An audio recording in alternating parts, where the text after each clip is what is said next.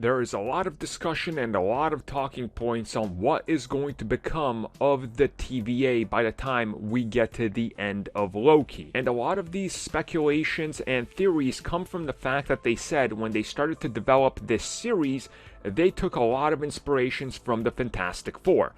And we can definitely see that in the show's DNA. So let's talk about the Negative Zone. So a theory I have seen pop up is that the TVA could be located in the Negative Zone and that will be one of the big reveals.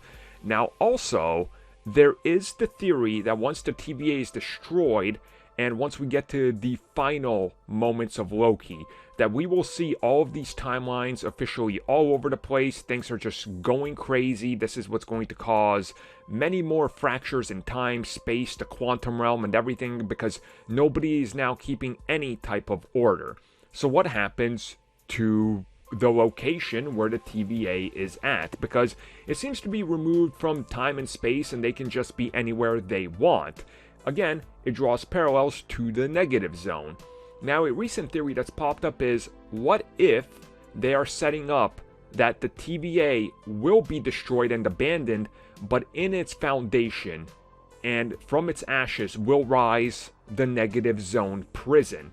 And for some of you that aren't familiar with the comics, it's exactly what it sounds like. It is a prison that is in the Negative Zone. It's kind of like removed from time and space. They put in the most and the worst criminals of the Marvel Universe in there, and you don't have to worry about them breaking out of planet whatever to terrorize planet whatever or start new dominance.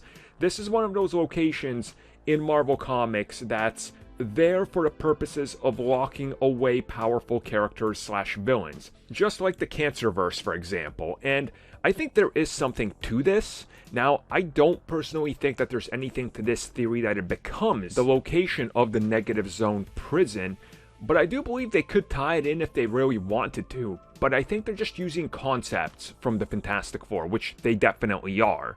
But other than that, it's not really something that I think they need to put here.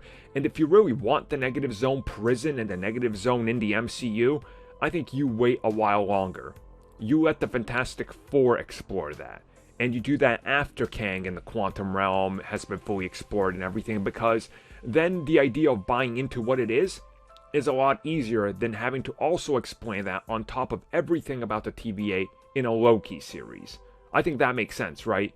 This is not the place to do it.